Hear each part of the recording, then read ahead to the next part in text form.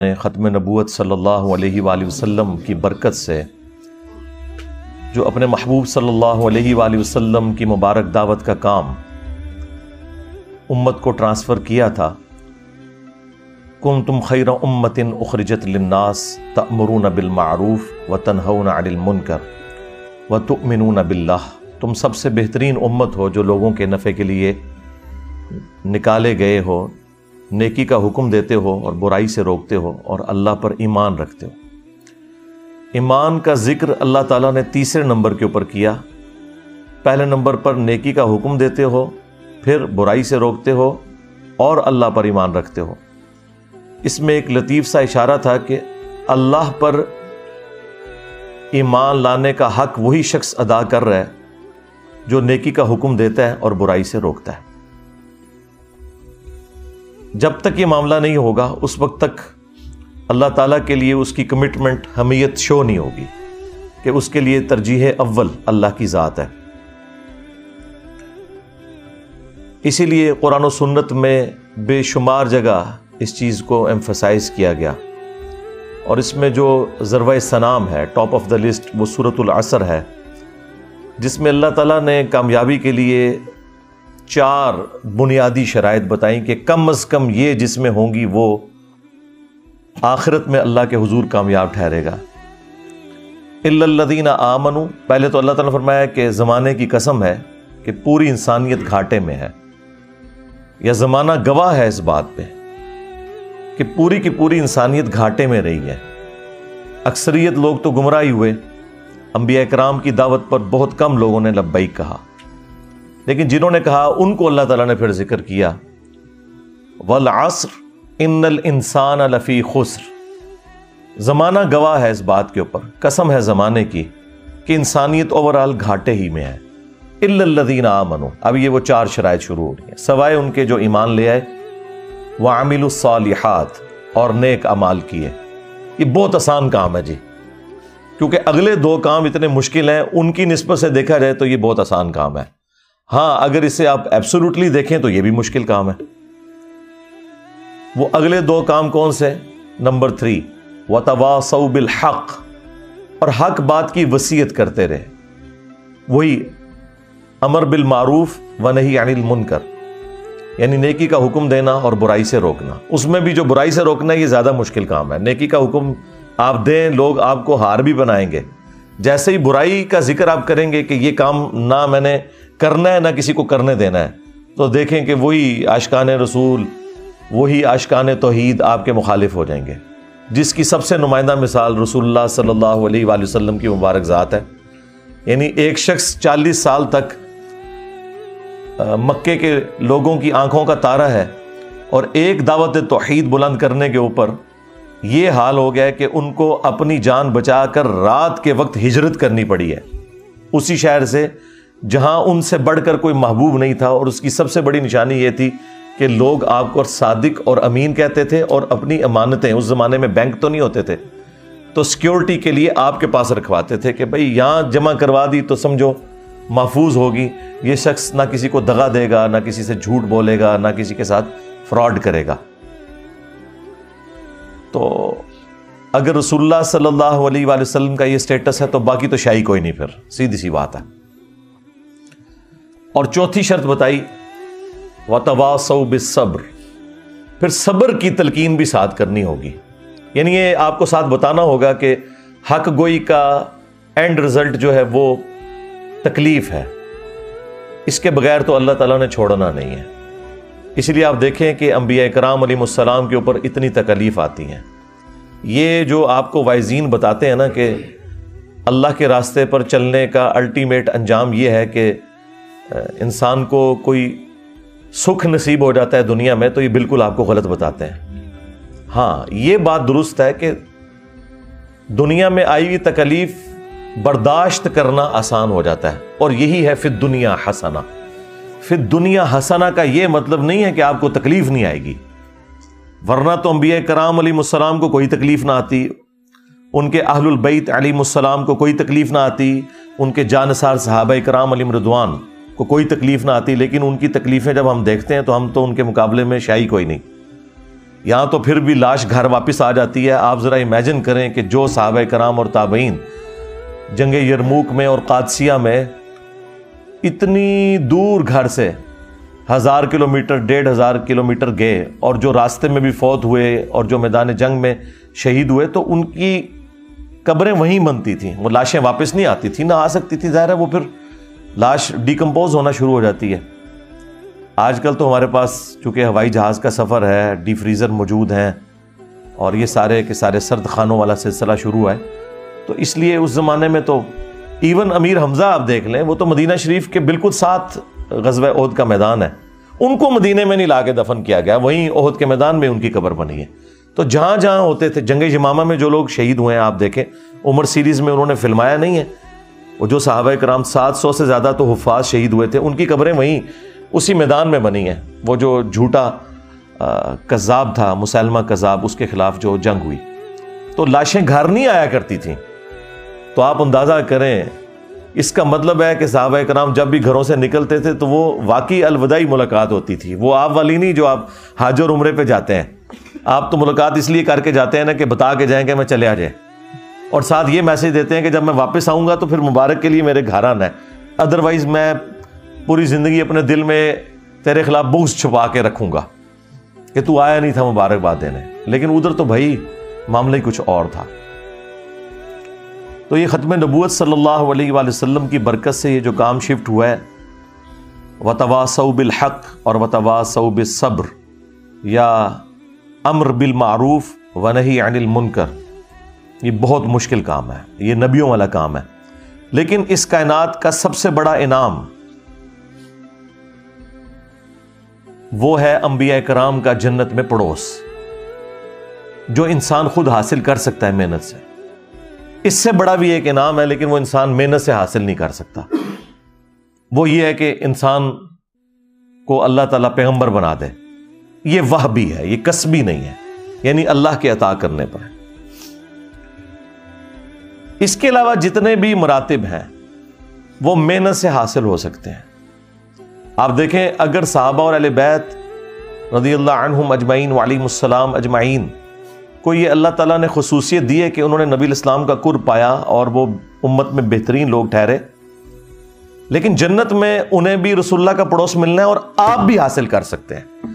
جنت میں سٹیٹس برابر ہو گیا، ہاں مراتب وہاں فرق ہو سکتے ہیں، لیکن نبی الاسلام کے پڑوس میں اگر کسی کو آج جگہ مل جائے یا اس زمانے کے بندے کو، at the end of the day وہ برابر ہو گیا، کیونکہ نبیوں کا پڑوس تو مل گیا نا. اور وہ ان لوگوں کے لیے جو نبیوں والا کام کریں گے. اللہ نے یہ کام تو لینا ہے، چونکہ ختم نبوت کی برکت سے اب یہ کام امت سے لیا جانا ہے، پیغمبر کوئی نہیں آنا. تو اب یہ امت کی خوش قسمتی ہے کہ کون کون اپنے آپ کو بھرتی کروا لیتا ہے اس کام کے لیے. آواز تو اللہ کی طرف سے لگی ہوئی ہے کہ جس نے بھرتی ہونا ہے ہو جائے، نبیوں والا کام کرے اور جنت میں اپنے پیغمبر کے ساتھ پڑوس حاصل کر لے صلی اللہ علیہ وآلہ وسلم. اللہم اجعلنا منہم مع النبیین والصدیقین والشہداء والصالحین آمین. اب خوش قسمتی اس کی ہے جو اپنے آپ کو اس کام کے لیے اللہ کے حضور پیش کر دے، یہ اس کی خوش قسمتی ہے. لیکن کام بڑا مشکل ہے، سیدھی سی بات ہے.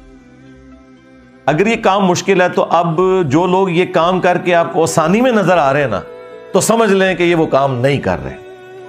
ہاں، چاہے وہ کسی مذہبی جماعت کا کوئی لیڈر ہے یا کسی پولیٹیکل جماعت کا لیڈر ہے، اگر وہ عیاشی کی زندگی، سکون کی زندگی گزار رہا ہے تو آپ سمجھ لیں کہ وہ یہ والا کام نہیں کر رہا.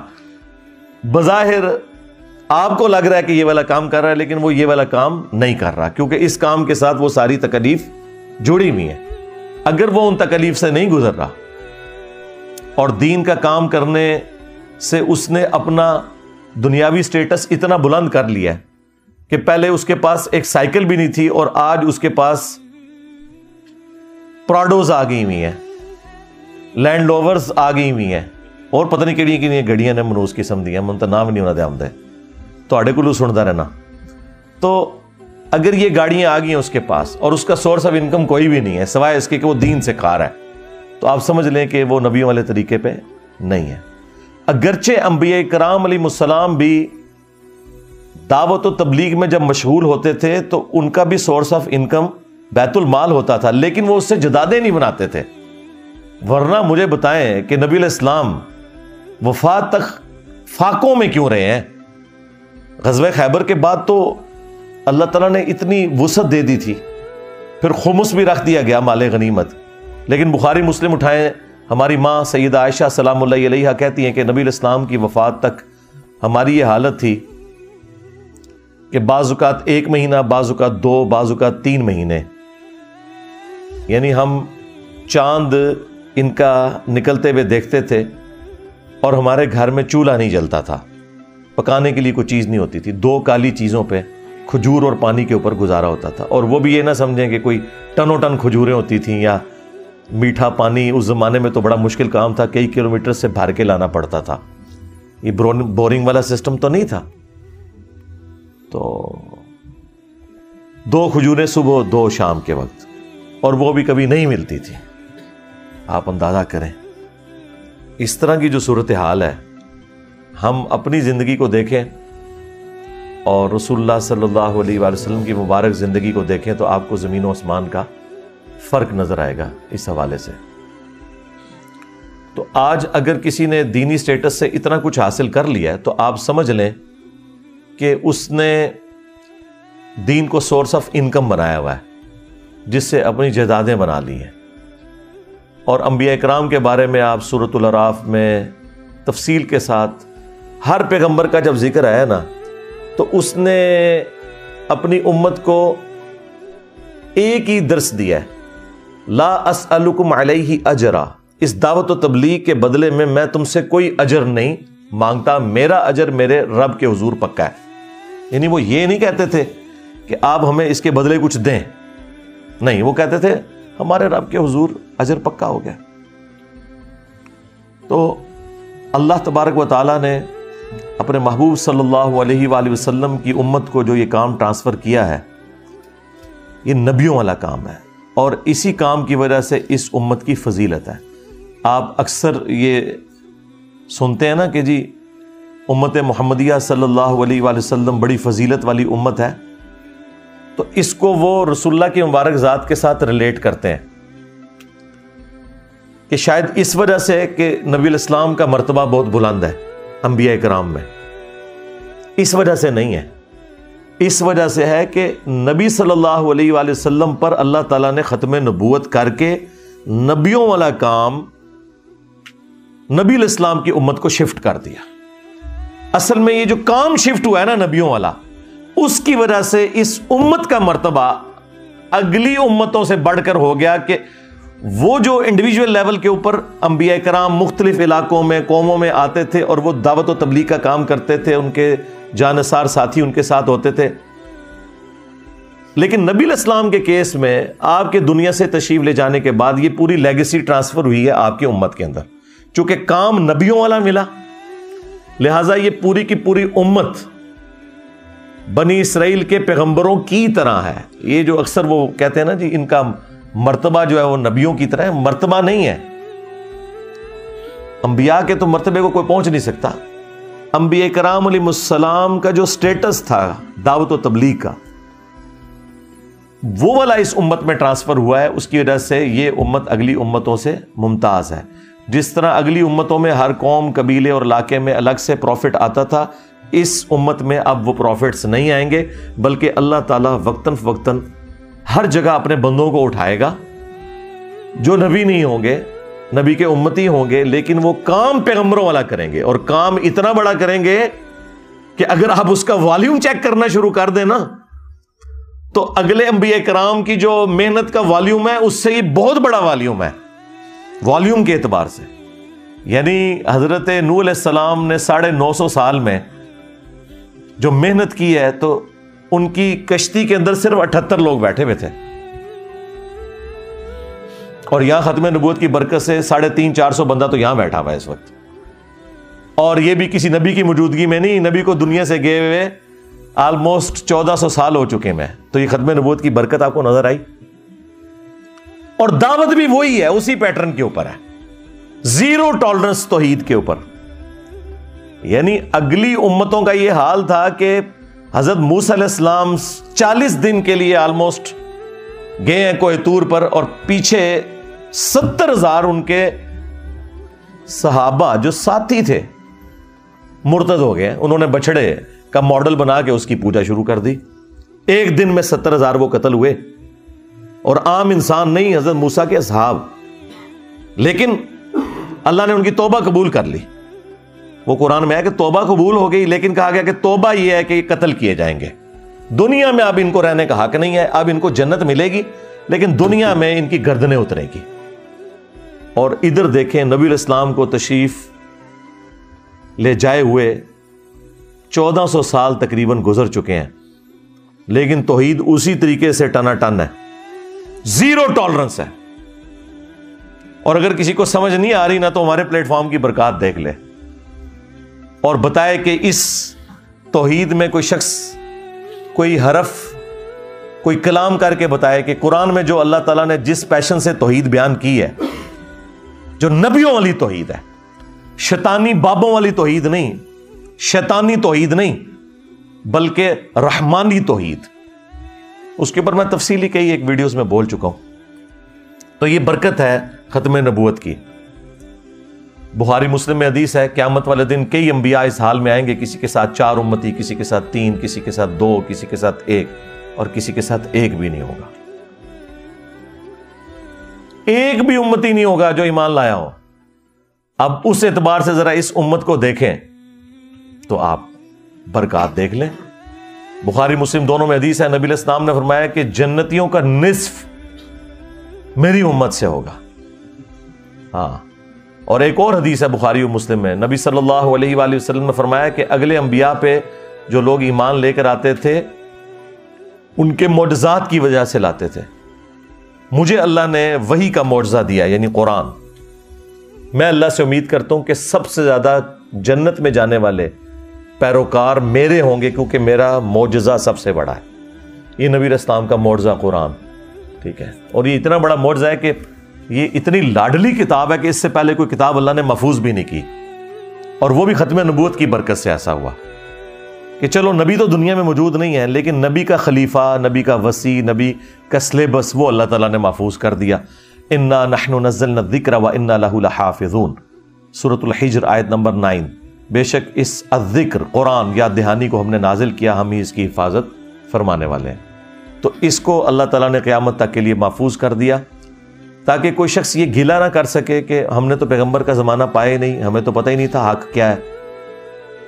اگلی امتیں گلا کر سکتی تھی، لیکن ان کا گلا اللہ نے اس طرح دور کیا کہ ہر نبی جب فوت ہوتا تھا نا تو فوت ہونے سے پہلے اپنی جگہ ایک اور پیغمبر کو خلیفہ چھوڑ کے جاتا تھا.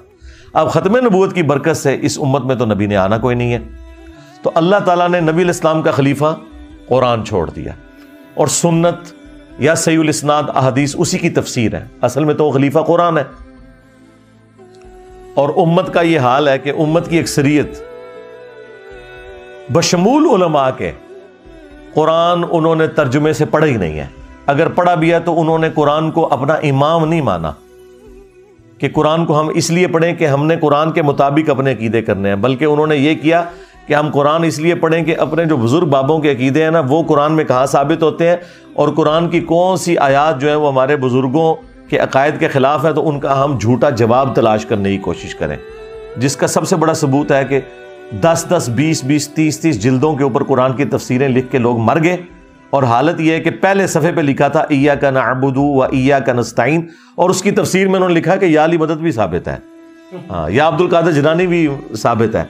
یعنی جس بندے نے قرآن کی تفسیر سے یہ نکالا ہے، یعنی جو قرآن میں معنی اچھل اچھل کر باہر نکل رہا تھا وہ اس نے قبول نہیں کیا کہ اللہ تیری عبادت کرتے ہیں اور تجھی سے دعا مانگتے ہیں.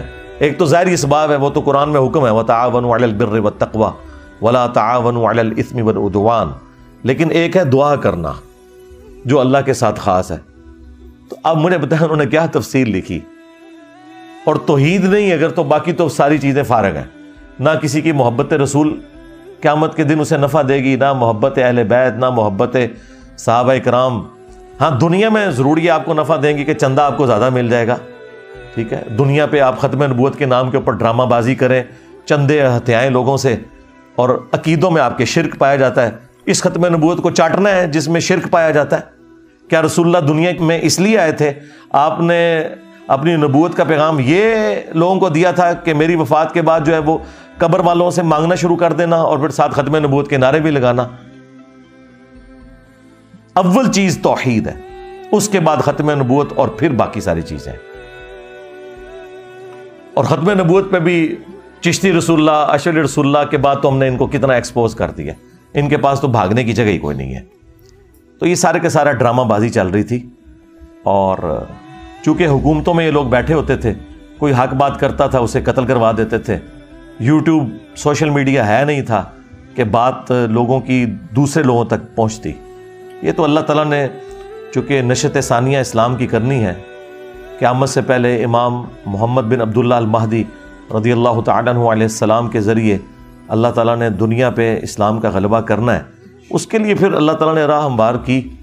اور آج سے چند سال پہلے تک تو کوئی سوچ بھی نہیں سکتا تھا کہ اتنے بڑے لیول کے اوپر ریولوشن آئے گی سوشل میڈیا کی برکت سے، کہ ایک چھوٹے سے پلیٹ فارم کی آواز پوری دنیا کے اندر پہنچ جائے گی.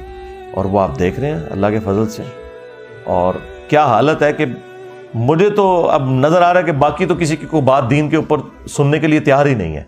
ہمارے جو کمپٹیشن پہ بھی لوگ آئے تھے نا، ان میں سے بھی کئی لوگ اب دین کا کام چھوڑ کے وی لاگز بنانے شروع کر دیے. انہیں پتہ چل گیا کہ یار اب ادھر کیسے ہم اپنا جعلی سودا بیچیں گے جب آپ کو خالص سودا فری مل رہا ہے.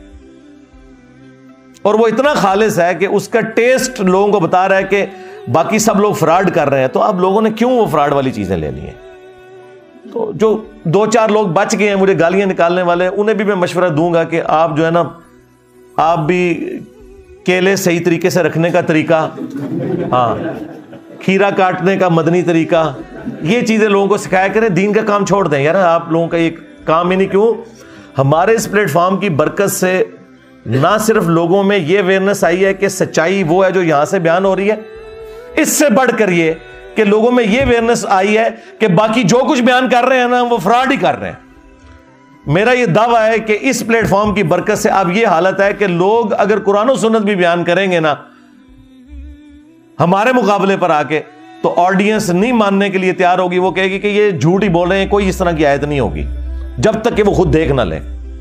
کیونکہ ظاہر ہے جب انہوں نے آیات پڑھی ایاک نعبد و ایاک نستعین اور اس سے یا لی مدد ثابت کیا، آیت پڑھی واستعینوا بالصبر والصلاۃ، نماز اور صبر کے ذریعے اللہ کی مدد چاہو، اور اس میں سے یہ نہیں انہوں نے بتایا کسی نے آپ کو کہ آپ نے نماز پڑھ کے اللہ کی طرف متوجہ ہونا ہے، صبر کی روش اختیار کرنی ہے تو اللہ کی مدد ساتھ آئے گی، کیونکہ ساتھ ہی لکھا تھا ان اللہ مع الصابرین. صبر اور نماز کے ذریعے اللہ کی مدد چاہو، بے شک اللہ صبر کرنے والوں کے ساتھ ہے. جو اللہ کہہ رہا تھا وہ نہیں انہوں نے بیان کیا، انہوں نے بس یہ ٹکڑا لیا وَاسْتَعِينُوا بِالصَّبْرِ وَالصَّلَاةِ، اور کہا دیکھو اس سے ثابت ہوا کہ اللہ کے علاوہ بھی کسی سے مدد مانگی جا سکتی. اور لعنت ہے تہاڈی سوچ اتے. قرآن کی تعریف کرنے والے لوگوں، غداروں، عزتیں اویل کی ہیں تم نے رسول اللہ کے نام کے اوپر، سواریاں سوار کی تم نے مکے اور مدینے کی آوازیں لگا کر، اور پھینکی جا کے اجمیر میں، بغداد میں اور دیوبند اور بریلی کے اندر. غداری کی ہے تم لوگوں نے اپنے نبی کے ساتھ. غدار ہو تم اپنے پیغمبر کے صلی اللہ علیہ وآلہ وسلم. تو یہ اس میں سے نکال رہے ہیں کہ غیر اللہ کی مدد ثابت ہوتی ہے. جی تو آج تک کسی بھی مسلمان نے کہا ہے کہ المدد یا نماز میری مدد فرمائیے مشکل کشا، المدد یا صبر، اور جسے ثابت کر رہے ہو وہ تم نے کبھی نہیں کیا تھا، تو اس سے تم نے غیر اللہ کی مدد اور پھر اپنے بابے پکارنے شروع کر دیے. اس میں بھی یہ نہیں نکل رہا تھا.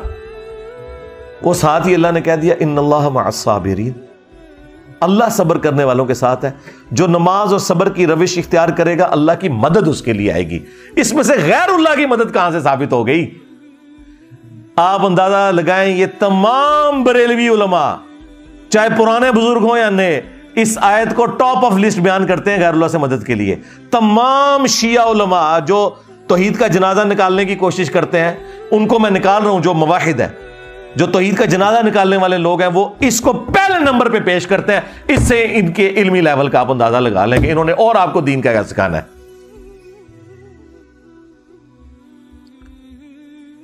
اچھا، کوئی اگر دائی اٹھتا بھی ہے تو وہ غامدی صاحب کی طرح کوشش کرتا ہے کہ پیار محبت سے کوئی بات پہنچانے کی کوشش کریں. تو دیکھ لیں لوگوں کو بات سمجھ نہیں آتی. اگر کسی کو آئی ہے تو وہ وہی لوگ ہیں جو پہلے ممی ڈیڈی تھے, پہلے بھی ان کے دماغ میں فطور نہیں تھا, اب بھی نہیں ہے.